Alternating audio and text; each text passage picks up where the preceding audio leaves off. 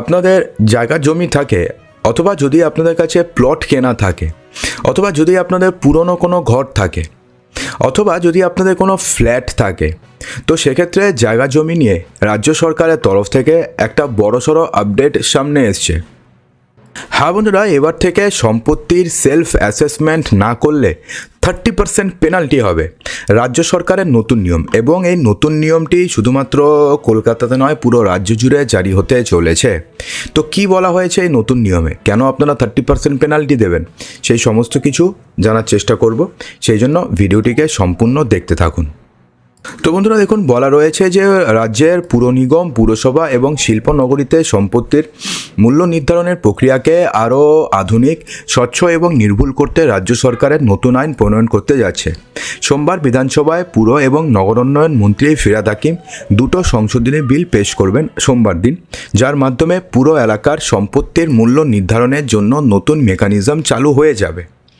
বর্তমান সময়ে কি রয়েছে, অনেক জায়গায় জমি বা ভবনের বার্ষিক মূল্য নির্ধারণ করা যাচ্ছে না, বিশেষ করে এক্ষেত্রে যেখানে সঠিক তথ্যের অভাব বা সেলফ অ্যাসেসমেন্টের মাধ্যমে তথ্য গোপন করা হচ্ছে।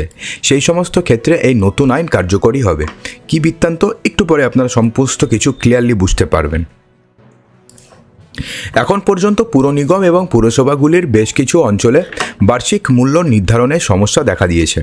যেমন অনেক সময় সম্পত্তির সঠিক মূল্য নির্ধারণ করা কঠিন হয়ে পড়ে, বিশেষ করে যখন জমি আংশিকভাবে ফাঁকা থাকে বা ভবন অর্ধসমাপ্ত অবস্থায় থাকে, তখন সেই সম্পত্তির সঠিক মূল্য নির্ধারণ করা খুবই কঠিন হয়ে পড়ে।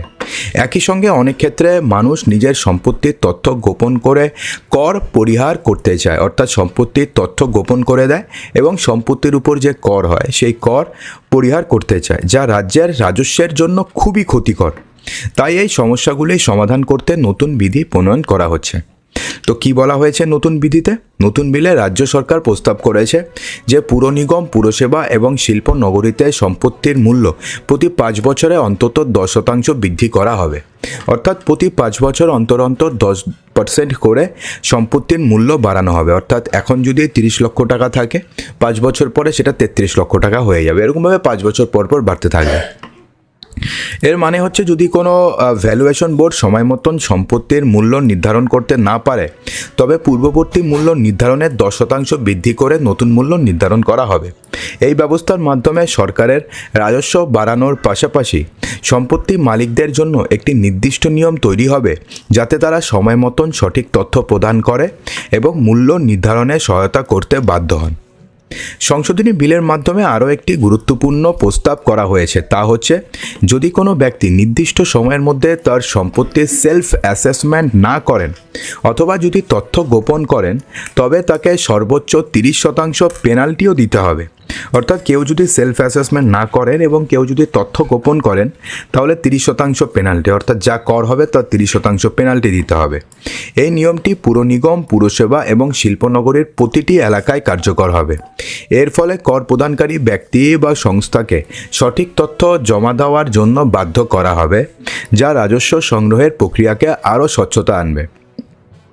1993 সালে ওয়েস্ট বেঙ্গল মিউনিসিপ্যাল অ্যাক্ট এবং 2006 সালের West Bengal municipal corporation act, এই সংশোধনগুলি আনা হয়েছে। সংশোধনগুলির উদ্দেশ্য হচ্ছে জমি এবং বাড়ির যে বার্ষিক মূল্য নির্ধারণ প্রক্রিয়াকে যুক্তিগ্রাহ্য করা এবং সহজ করা, যাতে পুরসভাগুলির কোষাগারে বাড়তি অর্থ আসে।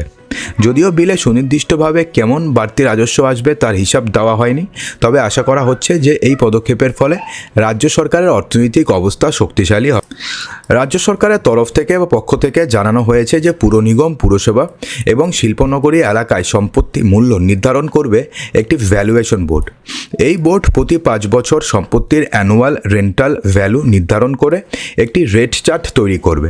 সেই চার্টের ভিত্তিতে রাজ্য বা স্থানীয় কর্তৃপক্ষ সম্পত্তি কর ধার্য করবে। তবে যদি কোনো কারণে 5 বছরের মধ্যে ভ্যালুয়েশন করা না হয়, তবে আগের রেটে 10% বৃদ্ধি করে নতুন মূল্য নির্ধারণ করা হবে। অর্থাৎ যদি ভ্যালুয়েশন না হয়, তাহলে আগে যা মূল্য ছিল তার থেকে 10% বাড়িয়ে নতুন ভ্যালুয়েশন করা হবে। বিলের অধীনে রাজ্যের পুরো এলাকাগুলোতে সেলফ অ্যাসেসমেন্ট তালিকা তৈরি করার জন্য নির্দিষ্ট সময়সীমা নির্ধারণ করা হবে। যদি কেউ এই তালিকা জমা দিতে ব্যর্থ হন তাহলে তাকে আর্থিক জরিমানা দিতে হবে।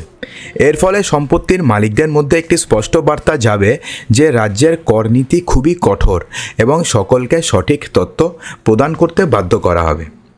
এই প্রস্তাবিত সংশোধনী বিলে আরও কিছু বলা হয়েছে, যেমন বলা হয়েছে যে আংশিক যে ফাঁকা জমি রয়েছে বা অর্ধসমাপ্ত ভবন রয়েছে সেই ভবন নিয়ে বার্ষিক মূল্য নির্ধারণে যে সমস্যা তৈরি হচ্ছে তা সমাধান করার লক্ষ্যে ব্যবস্থা নেওয়া হচ্ছে। যদিও বিলের মধ্যে সুনির্দিষ্টভাবে কোথায় এই সমস্যা বেশি দেখা যাচ্ছে তা কিন্তু খুব একটা বলা হয়নি, তবে পুর দফতর জানিয়েছে যে রাজ্য সরকারের এই নতুন পদক্ষেপের ফলে আর্থিক স্বচ্ছতা এবং রাজস্ব সংগ্রহের প্রক্রিয়া আরও কার্যকারী হবে।